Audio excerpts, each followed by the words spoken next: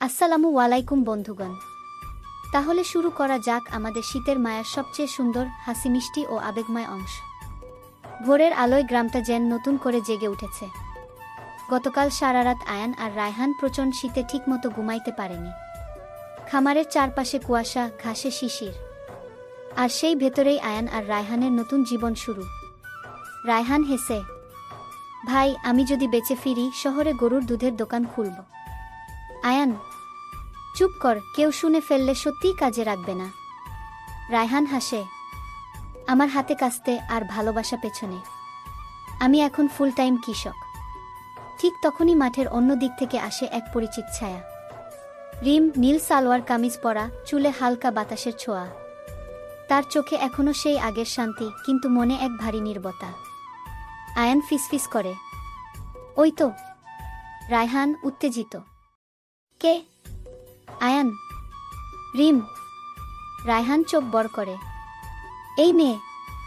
ভাই, ওর সামনে গিয়ে বল, তোর মনে কথাটা বলে দে, তুই যে ওর জন্য গরু চড়াতে এসেছিস শুধু তোমার ভালোবাসার টানে।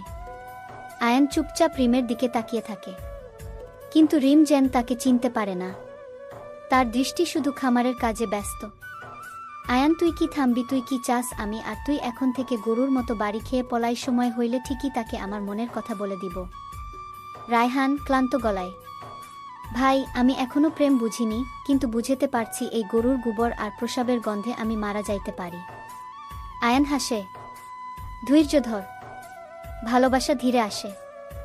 রায়হান, ভালোবাসা আসুক, কিন্তু আগে ভাত আসুক। পেটে অনেক ক্ষুধা না হয় আমি গরুর খাবার খেয়ে শেষ করে দিব। এইভাবে হাসাহাসির মধ্যে রিমের বাবা দূর থেকে, এই যে নতুন ছেলেরা, ওদিকে কাজ শুরু করো।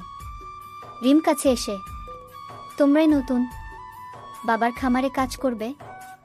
আয়ান একটু কাপা গলায়, জি, আমরা শহর থেকে এসেছি, কাজ শিখছি। রিম হেসে, তাহলে ঠিক আছে, সাবধানে কাজ করো। গরুগুলা লালন পালন কিন্তু এত সহজ না। আয়ান অবাক হয়ে তাকিয়ে থাকে। তার মনে প্রশ্ন ঘুরে বেড়ায়, রিম কি সত্যিই তাকে ভুলে গেছে, নাকি এ শুধু অভিনয়? দিন শেষে তারা দুজন খামারের পাশে বসে সূর্যাস্ত দেখে। আয়ানের চোখ রিমের দিকে আটকে থাকে। রিম তখন দূরে বসে বাবার সাথে কথা বলছে। আয়ান নিচু স্বরে, ওকে দেখে মনে হয় খুব সুখে আছে, কিন্তু আমি জানি ওর মনের ভেতর কি জানি এখনো কষ্ট লুকানো। রায়হান হালকা গলায়, ভাই, তুই প্রেমে পড়েছিস, আমি বুঝে গেছি, কারণ তুই গরুর দিকেও তাকাস না। রাত নামলে রিম একা হাঁটছিল খামারের পাশে। বাতাসে শীতের ছোঁয়া, চাঁদের আলোয় মাঠটা ঝলমল করছে। ঠিক তখনই সে দেখে আয়ান দূরে দাঁড়িয়ে আকাশের দিকে তাকিয়ে আছে। রিম ধীরে বলে, এই ছেলেটা কেমন যেন চেনা চেনা লাগে।